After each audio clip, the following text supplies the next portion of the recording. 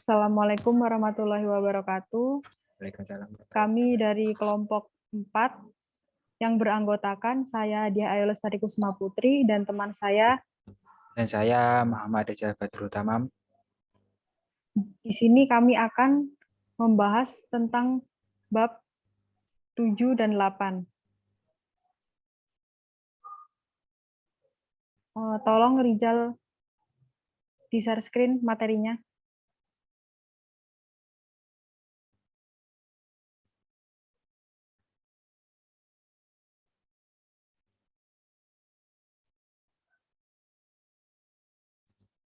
Bab 7, sistem transportasi. Next. Sistem transportasi. Produsen beton pracetak memiliki mode transportasi yang digunakan untuk mentransportasikan komponen beton pracetak dari lokasi fabrikasi sampai lokasi pekerjaan. Next. Pemilihan mode transportasi. Mode transportasi yang digunakan adalah jalur jalan raya, karena tersedianya jaringan jalan raya sampai ke lokasi proyek sehingga hambatan yang timbul untuk mentransportasikan komponen relatif kecil. Kesimpulannya adalah bahwa angkutan darat yang efisien untuk kegiatan transportasi komponen beton pracetak adalah truk. Next. Mode transportasi. Flatbed truk. Flatbed truk menggunakan sistem typical two-point support pengangkut dengan memberikan alas berupa potongan kayu di bawah pelat hollow car slab di dua tempat pada saat pengangkutan ke lokasi proyek untuk menghindari terjadinya tegangan yang tidak diinginkan akibat dari fleksibilitas truk. Jarak layak antara lokasi pabrik ke lokasi proyek berkisar kurang lebih 200 km. Sedangkan kuat rencana komponen beton pracetak berkisar antara 50-75% dari kuat rencana. Kapasitas angkut truk maksimum dalam satu kali angkut adalah 20 ton. Next.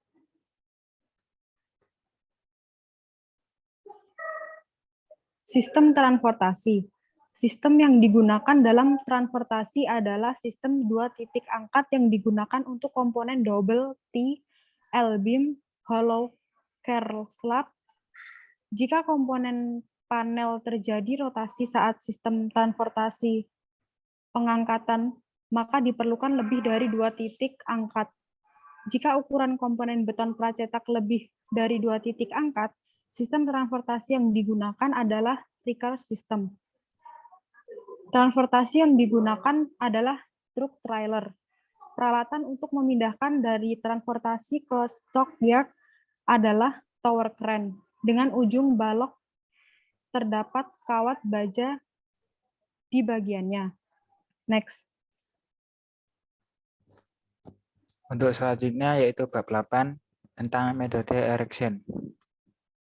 Metode erection yaitu proses penyatuan komponen bangunan yang berupa beton pracetak yang telah diproduksi dan layak atau cukup umur untuk disatukan menjadi bagian dari bangunan. Untuk selanjutnya yaitu faktor proses penyatuan komponen beton pracetak.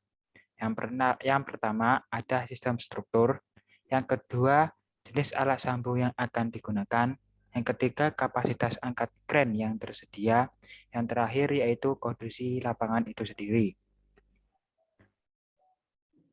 Selanjutnya metode penyatuan komponen beton pracetak. Yang pertama ada metode vertikal. Metode vertikal merupakan kegiatan penyatuan komponen beton pracetak yang dilaksanakan pada arah vertikal struktur bangunan. Metode erection yang mempunyai kolom menerus dari lantai dasar hingga lantai paling atas. Yang dengan cara demikian, maka sambungan-sambungan pada lantai di atasnya harus dapat segera bekerja secara efisien. Selanjutnya yaitu yang kedua, metode horizontal, yaitu proses erection yang Pelaksanaannya tiap satu lantai arah horizontal bangunan. Metode ini digunakan untuk struktur bangunan yang terdiri dari komponen kolom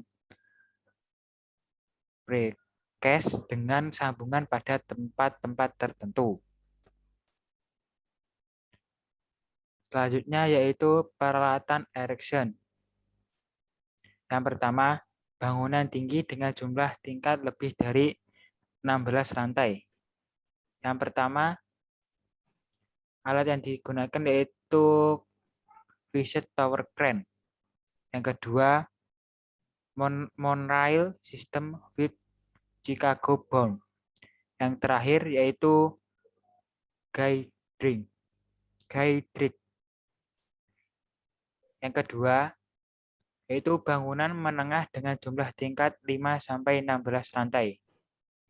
Yang pertama, alat yang digunakan adalah Portable Tower Crane atau Fixed Tower Crane. Yang kedua, Crawler Crane yang mampu memikul berat 140 sampai dengan 200 ton. Yang ketiga ada Rubber Tired Truck Crane yang mampu memikul beban 125 sampai dengan 140 ton. Yang ketiga yaitu bangunan rendah dengan jumlah tingkat maksimum 4 lantai. Alat yang digunakan yaitu yang pertama ada Rubber Tired Truck Crane yang mampu memuat beban sebanyak 50 sampai dengan 140 ton. Yang terakhir ada Hydro yang mampu memuat beban sampai dengan 50 ton. Terima kasih. Itu tadi penyampaian materi dari kelompok 4. Bila ada tutur bahasa yang kurang pas, mohon maaf. Wassalamualaikum warahmatullahi wabarakatuh. Waalaikumsalam warahmatullahi wabarakatuh.